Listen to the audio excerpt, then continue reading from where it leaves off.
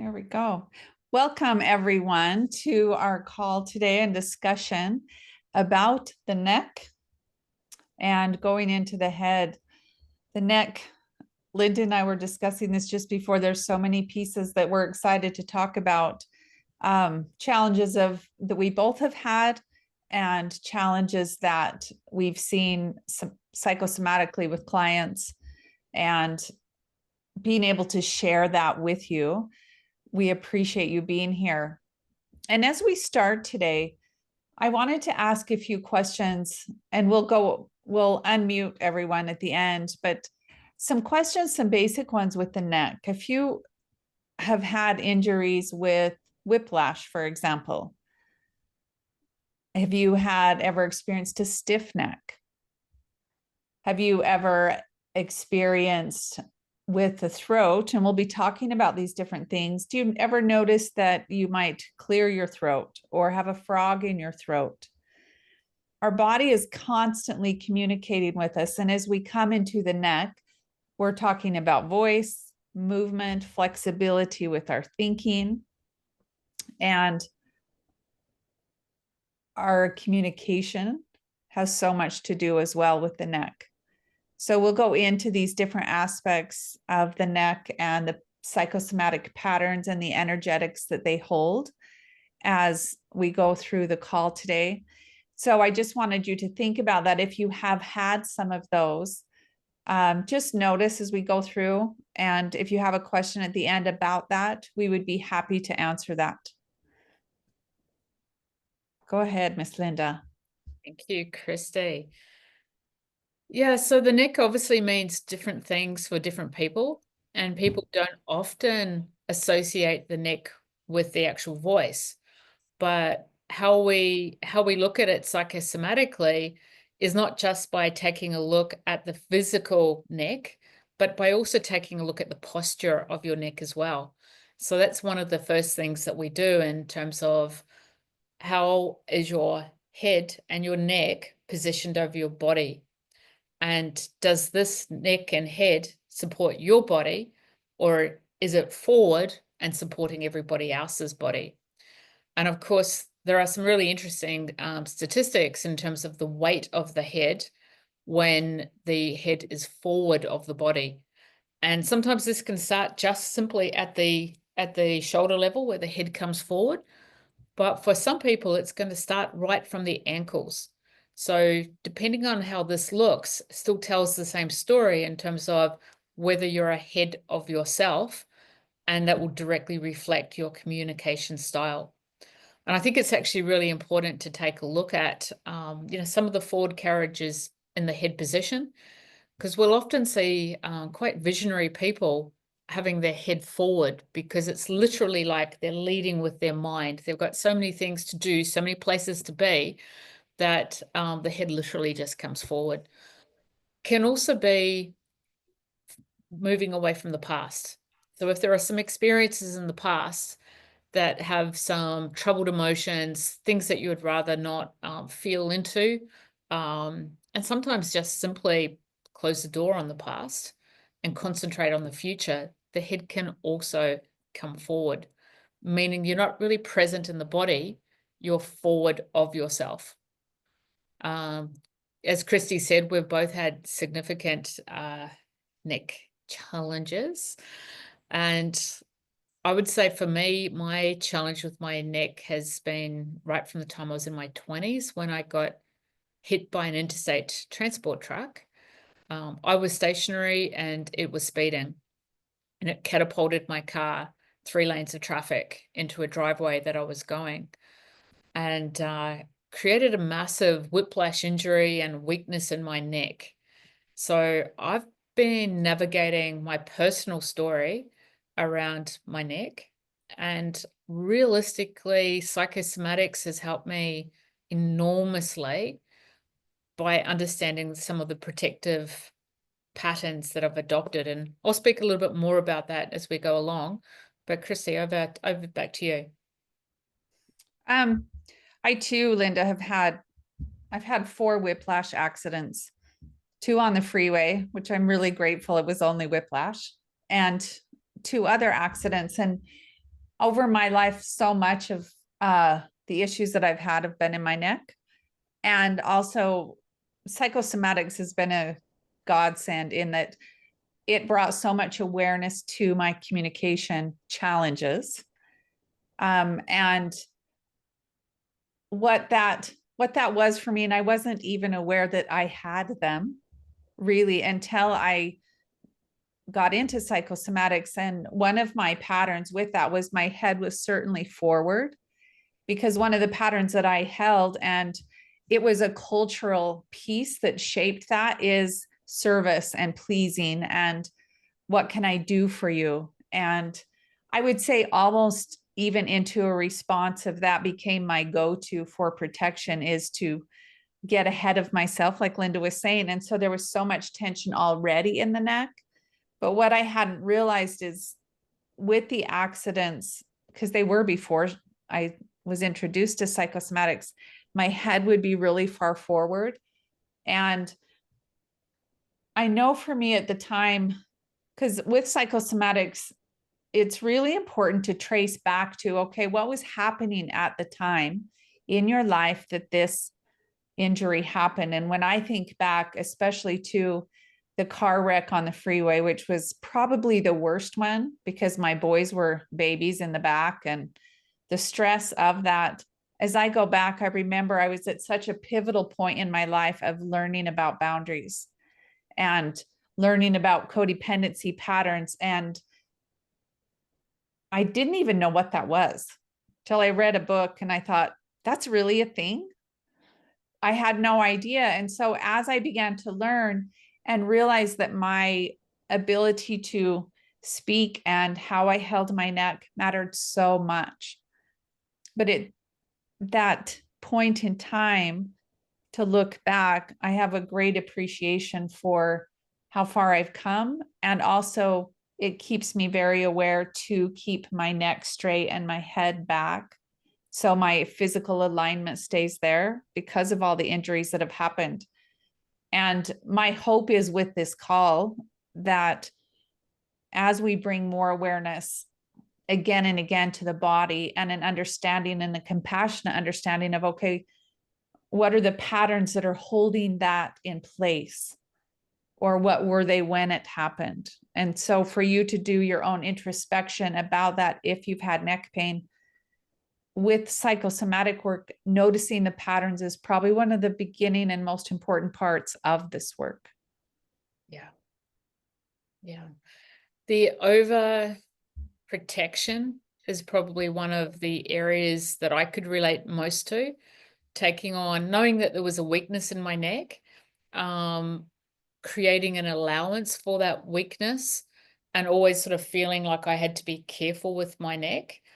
I also created an additional brace for my neck. It was almost like I've got like this energetic physical brace on with the way that I was actually carrying my neck. And as a result of that, the messages that I'm sending to my neck is, you're not okay. Just waiting for the next thing to happen that could disrupt or upset my neck. And in psychosomatics, what I learned was I needed to trust that some of the healing had actually started, and to bring more flexibility back into my neck. So similarly, if I notice that I've got neck pain, I've just got to do a check-in and go, what's my alignment today inside of my body? Or am I spending too much of my time outside and bringing my head forward? But also, Christy, at the time that I had my injury, I had gone into the corporate world. I was first year in, and I was doing international travel by myself, and being asked to negotiate some pretty full-on negotiations with overseas Asian suppliers. And I didn't really have any experience in that field. So whilst I was presenting that I had my act together with that, it was new, it was outside of my comfort zone. And I probably wasn't speaking about it because I'd set up an office in Australia for an American company. So I actually had no one in Australia that was there to support me with that, those feelings. So it was just about sucking it up, getting on with the job. And again, that can create that little bit more tension in the throat. So when an injury can happen, it then goes to the weakest part. And for me, that was definitely my neck. And we haven't actually mentioned that the shoulders carry responsibilities. So if it feels like you're carrying a lot of responsibilities and you're doing it alone, this all occurs actually in the neck, which comes out to the top of the shoulders. Mm-hmm. I was just going to ask you that, Linda, and I think it's important too, as we learn the psychosomatic language of this. In psychosomatics, the right side of the body, the right side of the neck, since that's what we're talking about, represents present time. It also represents what's called the masculine energy, which is our analytical processing, decision making, more mental aspects. And the left side of the body represents the past. It is the feminine energy. So our feeling sense, the emotion, more of our emotional inner world, where the right side is our public self, our outer world. And so if you're having neck pain, and Linda, I would be curious, and you probably don't remember, but when you had that kind of pain, because it was work related, was it on the right side more so, or just all the way up the back of the neck?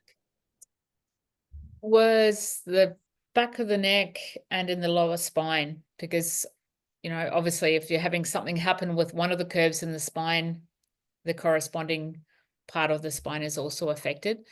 But from memory, it wasn't on one particular side. It was, yeah. Both. Yeah. So as you notice your own neck, and if you tend to get a stiff neck, to ask yourself, which side is that on? Is it dealing with my public world, the right side? Yeah. Or the left side, which is your inner world? And the neck is about flexibility of thought. And so when we move our necks as well, if it is more stiff, sometimes the pattern can be the holding of being inflexible with the way you think or perceive things. Are you holding on to a thought pattern that doesn't allow flexibility with others, let alone yourself? Good questions to ask if there is neck pain. Yeah. And on that note, we might just get you guys to try an exercise.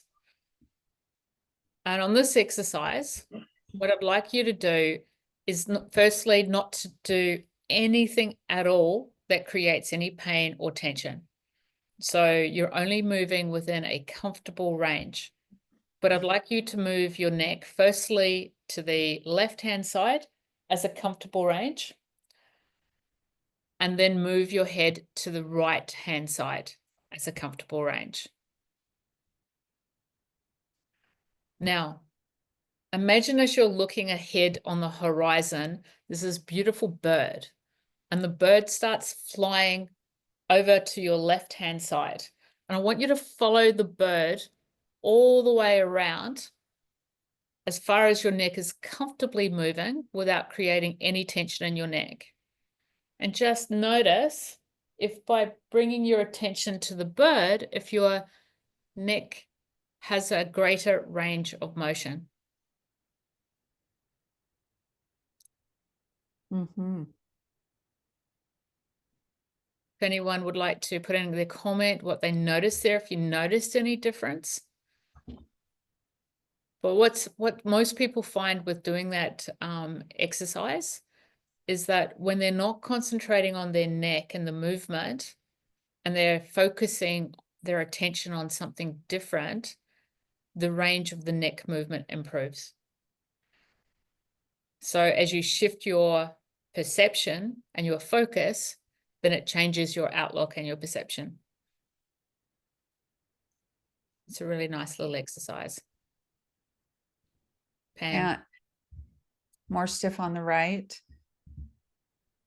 Okay. Yeah, so it's a great thing to notice. The more that we can pay attention to our own messages of movement, and I would say of stiffness, and even if you're clearing your throat a lot, we're bringing attention to that. What is being held? What is wanting to be expressed? what needs more movement, the discomfort change to the middle of my neck, up to my head.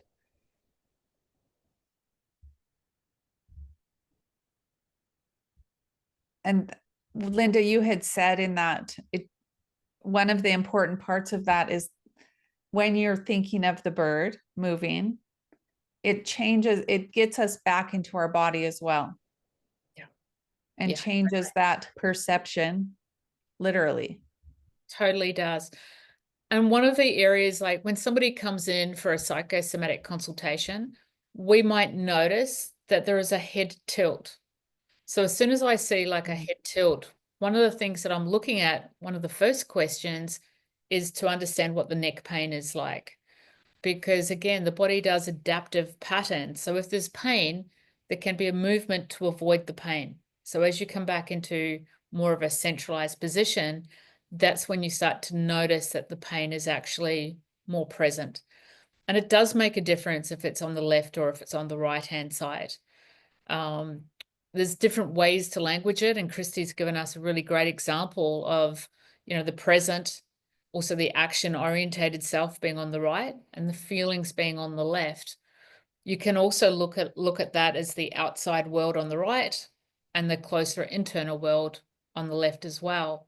So whether you feel you're able to speak up and talk about some of the challenges in the workplace, and that can definitely show up on one side of the body versus the other.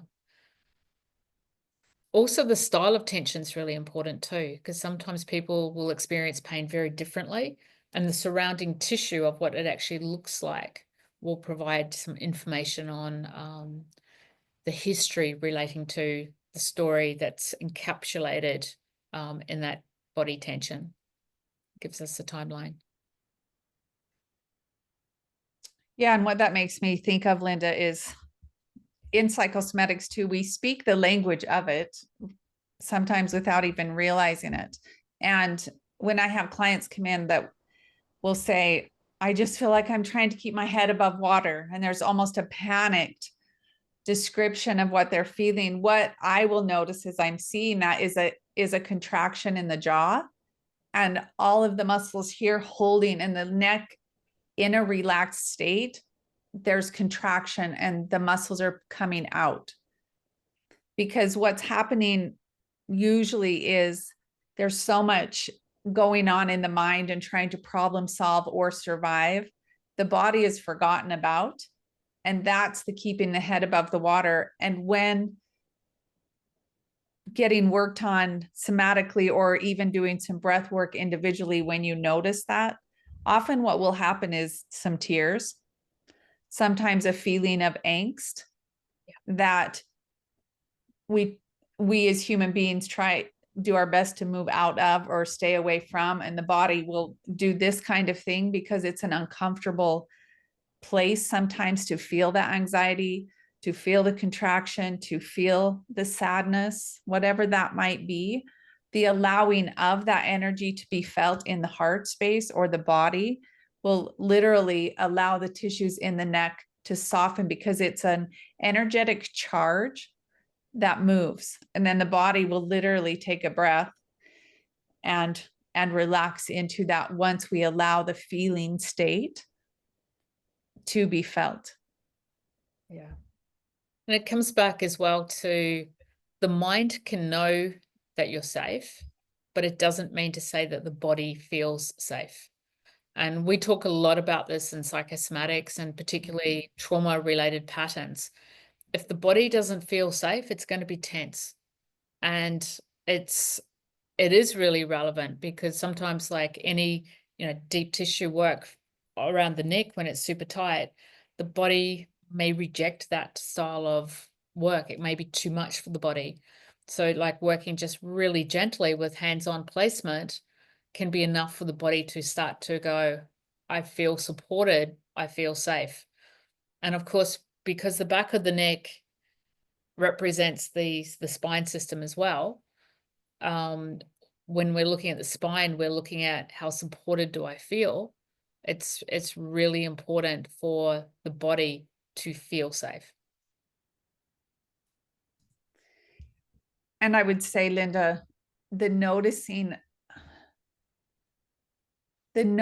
of that is that present is a key.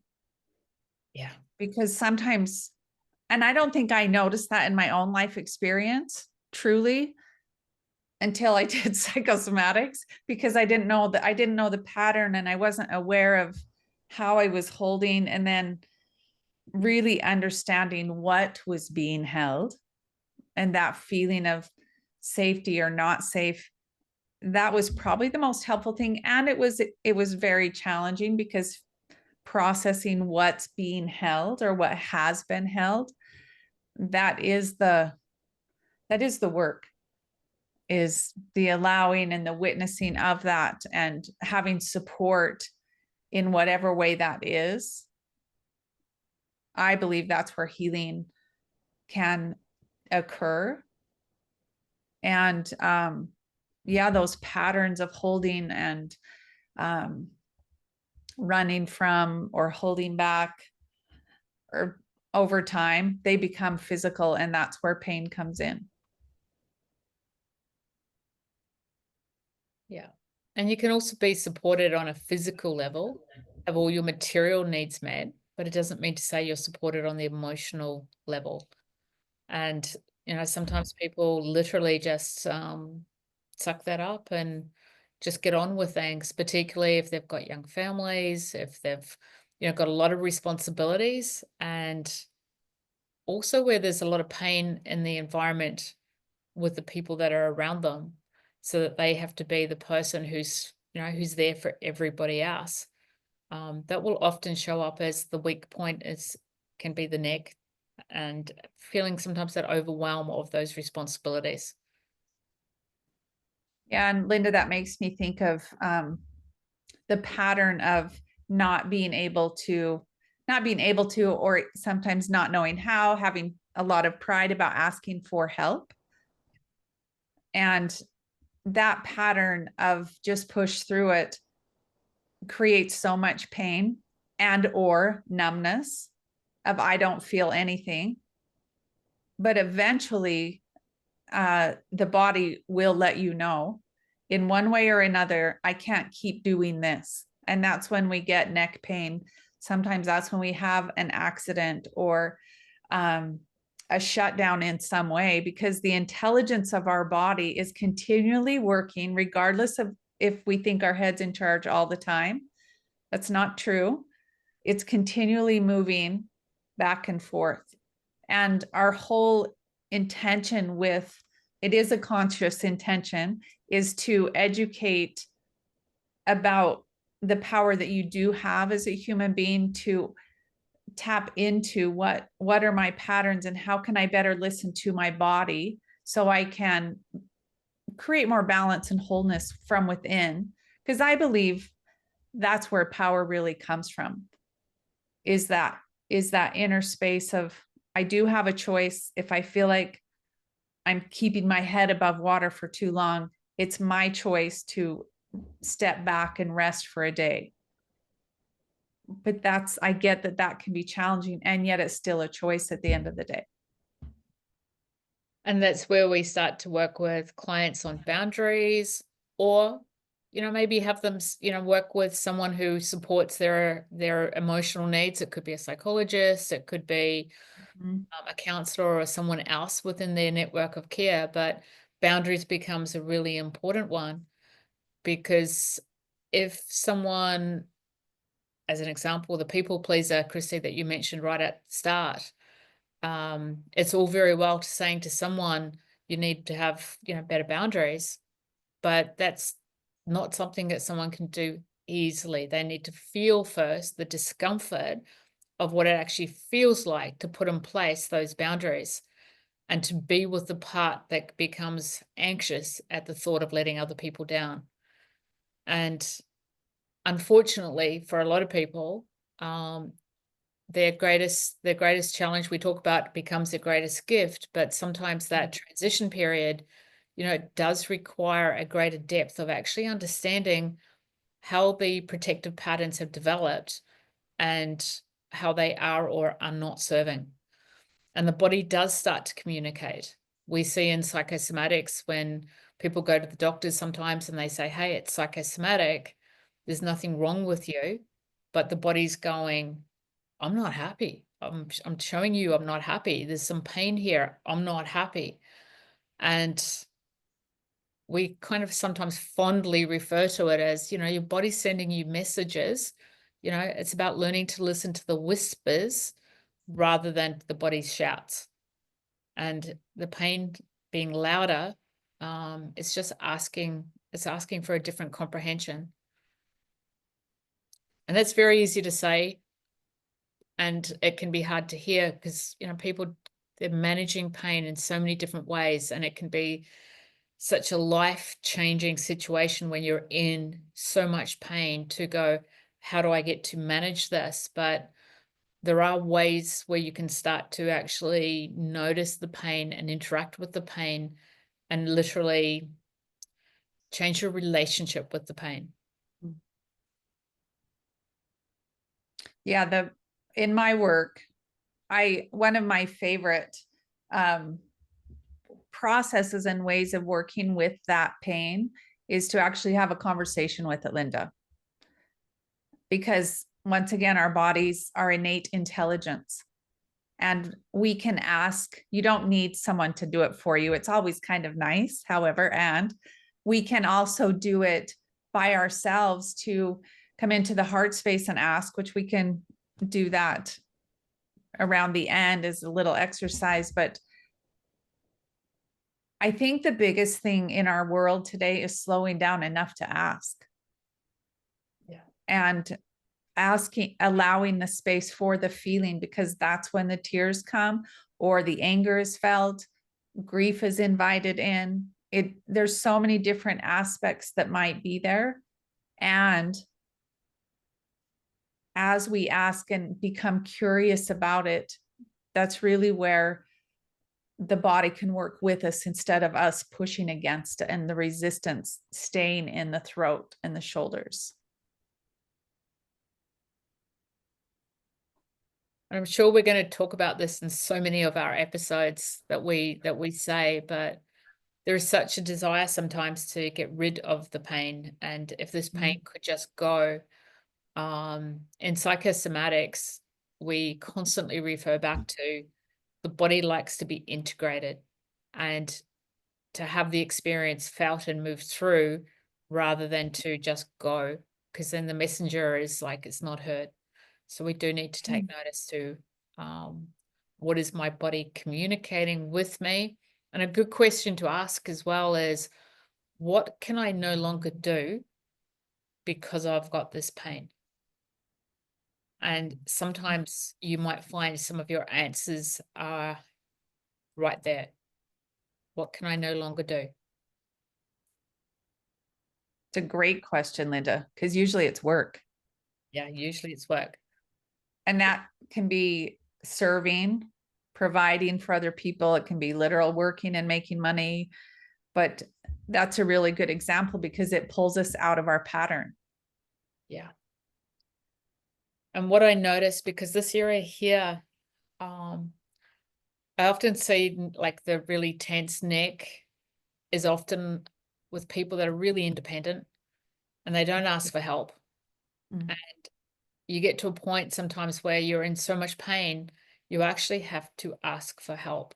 And that could be the missing part of that story as well. And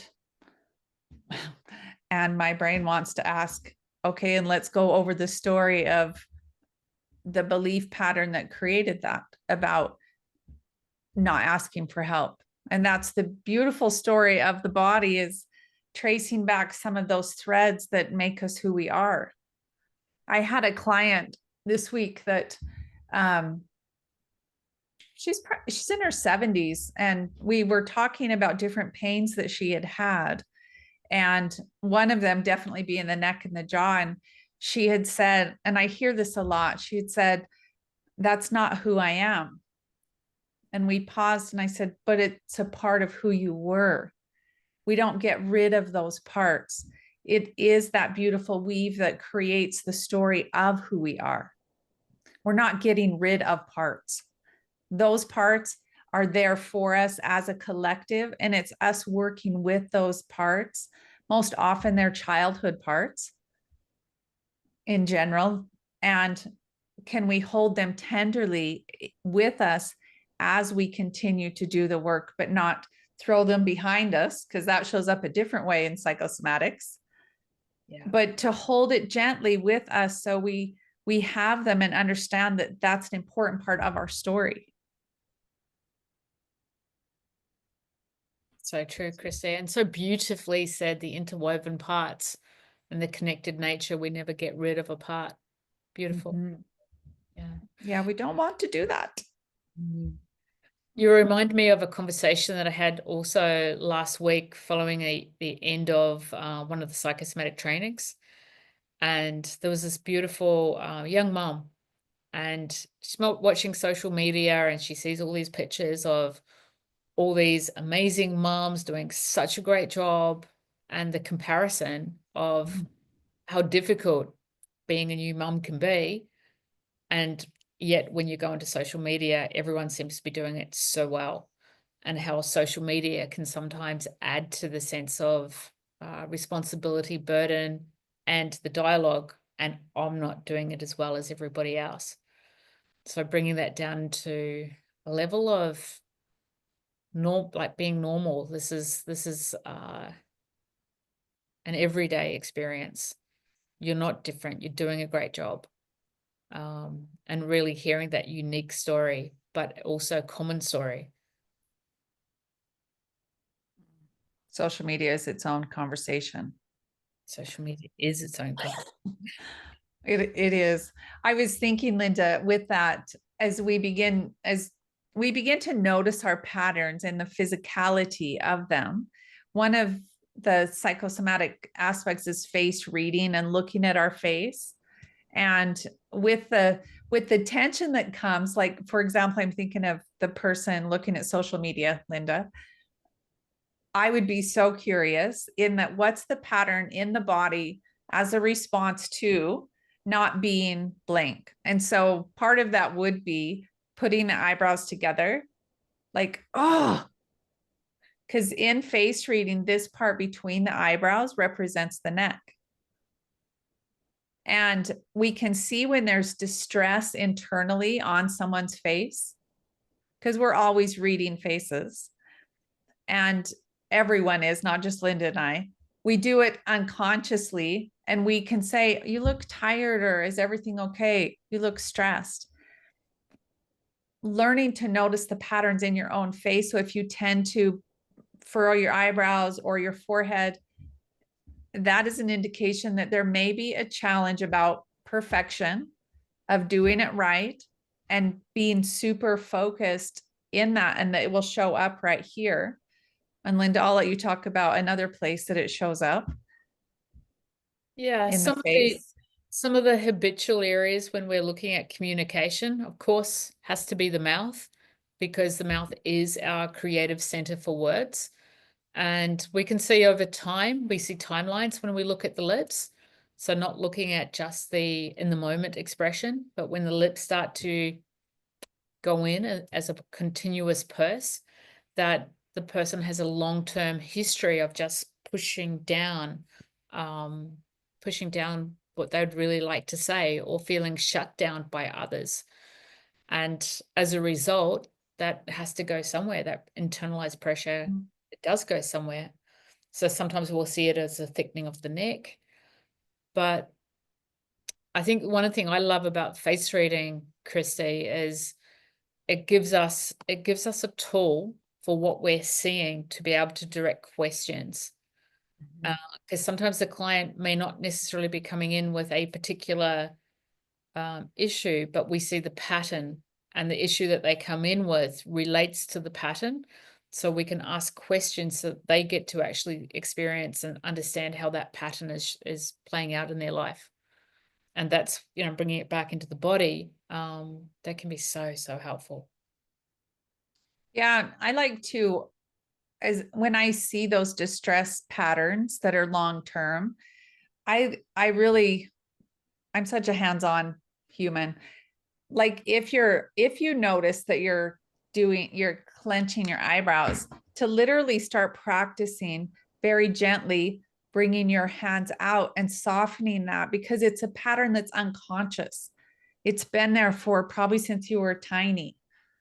And to notice that, and then also, like Linda, you were talking about the patterns with the lips. I really encourage you to start to notice what are your patterns when you get triggered with your mouth. Like usually what will happen is a pulling in of the mouth, like Linda had shown, and literally the body will pull back. And so if you can begin to notice that and then relax your lips again, sometimes there's an exercise in psychosomatics called raspberry lips to relax the mouth, which is like little babies do it. They blow bubbles and it will relax the tension around here. But more importantly, it brings you out of your head and into your body. And so you're not so hyper focused on what you're thinking, but it literally brings you back into the body, which is the whole idea, is to have that dance going up and down instead of all in this part of us and cutting off the rest of the body. And we can all notice our own patterns as we pay attention when we have an upset. What is my face? What is that part of my face doing? Or even what is my mouth doing? Can I bring my head back and start to relax this part of me? But that requires us to come into the body. So those little techniques of touching, of blowing those bubbles, of touching the chin and bringing the head back are all things you can do that will help you come out of something that might swallow you and to settle back in before you react, which is the whole idea. Because life happens. Nobody gets out of this free without triggers and different things happening in our lives. What can we do? How can we engage our own empowerment and embodiment of us? Another add-on to that, after we finish the call, you might like to just go to a wall that's got no pictures on it and just lean or go like go really close to the wall, see what part of your body hits the wall first, and then just slowly bring your head back so your head actually touches the wall, and it will give you an idea of how far forward your head might be. So that's a good one to sort of practice also with the bringing the shoulders back as well. Especially when we're on our phones or our iPads or our computers, because most everyone works now. A lot of people work at home and or on a computer, and the whole body will collapse forward. And so even to do that at the end of the day, to open the chest and open the neck will really help tension settle. And another one you can do with the side is put your head forward and back and forward and back. That will help you get used to bringing your head back, because the tendency is here for most people that I see is here. And it's a variety of the why. However, what matters is, okay, I'm going to practice bringing it back, bringing my head back more often, and slowing down in that movement in your body will really help. And it will begin to shift the pain in your neck because you're bringing awareness to the pattern that's happening.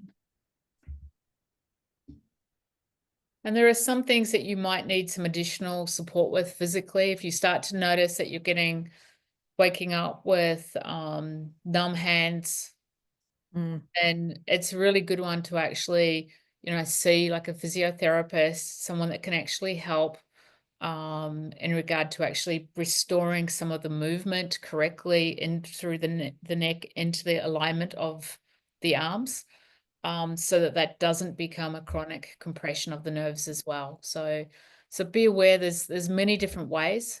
Certain pains, when it comes to nerve pains, they don't like to be ignored. And sometimes working physically at the same time as emotionally can be really helpful. Yeah, really important to do both. Yeah. I did want to bring up another aspect in areas around the neck of the thyroid. There's many people who have had thyroid issues, and that are on medicine long term to balance that out. And the noticing of, okay, so if it's in this energy center of the neck, to support yourself from today on, to ask yourself the question of, what is it that needs to be spoken in my heart and expressed, which, because the throat is a bridge, and expressed through the throat and out. And that doesn't have to be to someone necessarily.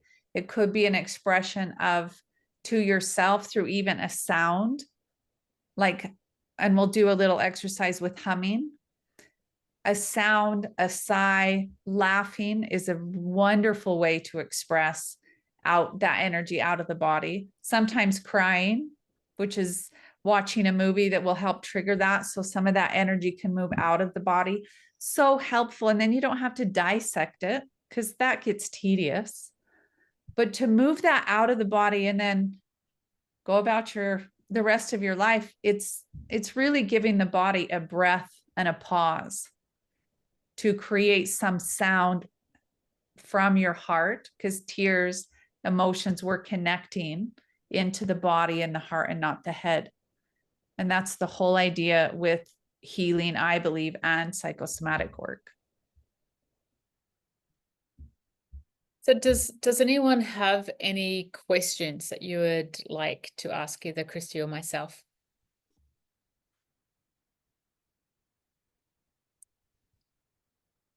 You can put them in the chat if you want to, and we will answer them.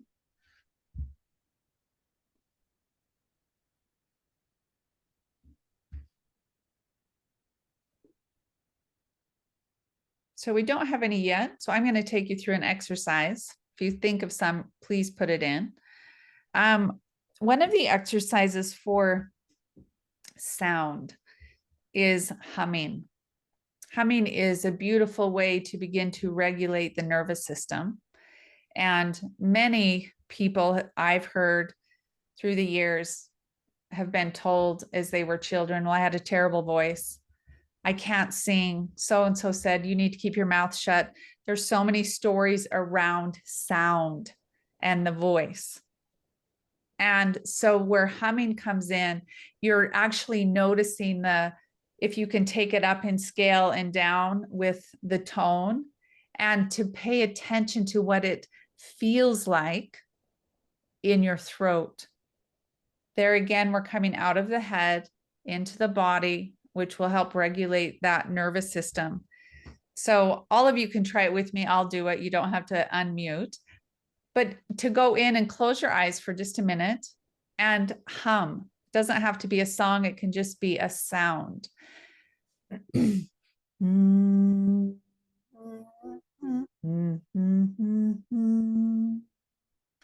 feel it resonate and vibrate through your ears. This is where sometimes the sound of Om, people will say that as well. This one is really specific to just relaxing the mouth and humming. What do you sound like?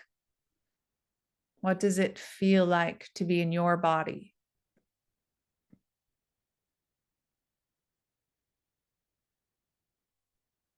And then take a deep breath and let out a sigh. So allow yourself to make sound as you let the sigh out. So it's let it all the way out, and relax the lower part of the belly. Notice if there's tension in the belly that you tend to hold.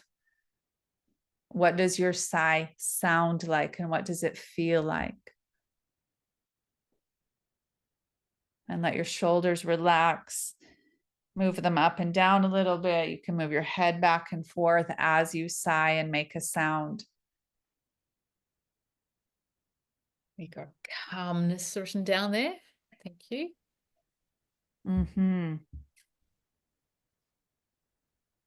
And one other thing you can add to this that I love, and it comes from the Heart Brain Institute. They teach a lot about heart brain coherence. So just as an exercise to go through this, feel free to keep your eyes closed. I think that's best. And put one hand on your heart, one hand on your lower belly, and please relax your belly and even relax your tush in your chair. Notice your hips in the chair. If there's any tightness or contraction in your hips, your groin, just notice it and let it relax while you're with me for just a minute. With your eyes closed, I want you to bring awareness to your heart space. And bring someone or something to mind that you're grateful for or that you love. So we're connecting to the emotion of love, of gratitude, what it feels like.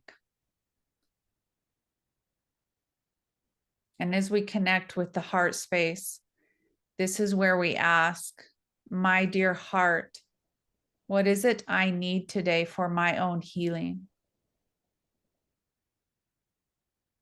And often that will show up as a picture or a word. It will be very simple. This is the communication with the intelligence of our bodies. My dear heart, what is it I need today for my own healing?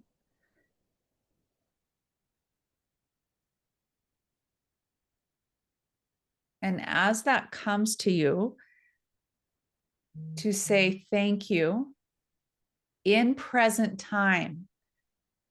Thank you for bringing that to me, and receive it in present time, because you just had an answer come to you from your own intelligence. It is not outside of you. The answers are not outside of us. The answers come from within. And the more that we can practice that, the more embodiment of self we have, the more regulation of our nervous system we have. So take another nice deep breath. Tell your system thank you. And really, again, bring awareness to your hips in the chair, bringing your neck and back on and your head back straight in your body, giving great gratitude for this vehicle called your body that moves around the planet, does the loving, the giving, the receiving. So important, such a sacred space.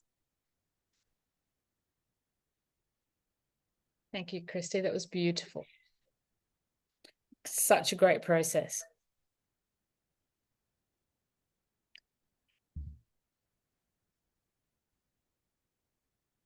And there is one more process to do. I'm going to suggest to you guys to do, if it's applicable, if you have neck pain or tension, and that is to find a space where you can write down a letter and tap into perhaps a younger part of yourself where you first may have noticed that the tension or pain actually started to occur, and allow yourself to write a letter from that younger part.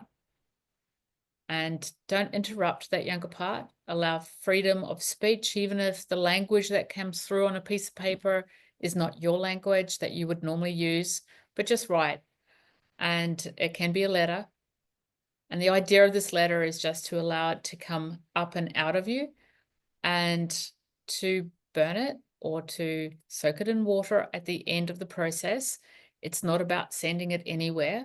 It's about for you to actually notice your body, allowing yourself to release some stale energy, some old energy, some younger energy that might still be looking for that voice of comprehension.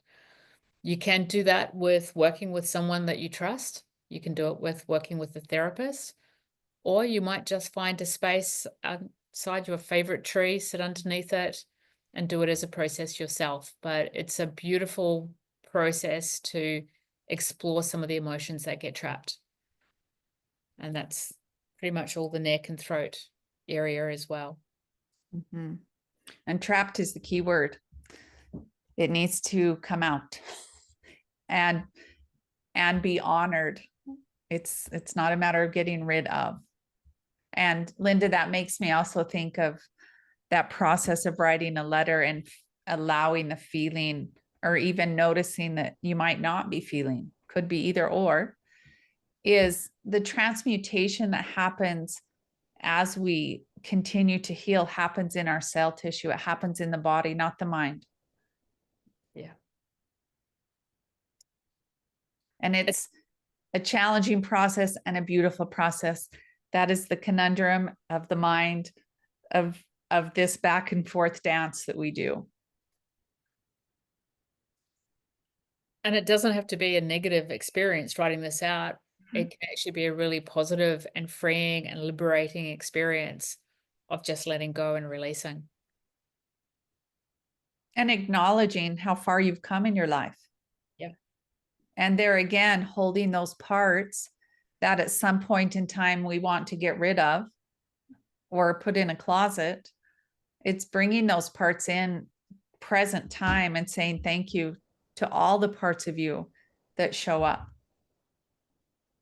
It can be either or. And thank you for that, Linda. That's a good reminder to do that. It can be both. And it's nice to be able to do both and give yourself a pat on the back for the work that you have done, because it matters. And coming into the present moment matters. And connecting with your breath or sound, paying attention to where our heads are at, helps our nervous system. It is a practice of awareness every single day.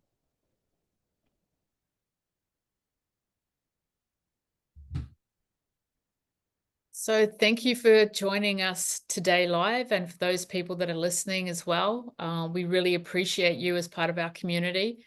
You're welcome to put in questions at any point in time, or suggest questions that you might like to see in future topics. This does conclude our part 3 series, and we're coming to April.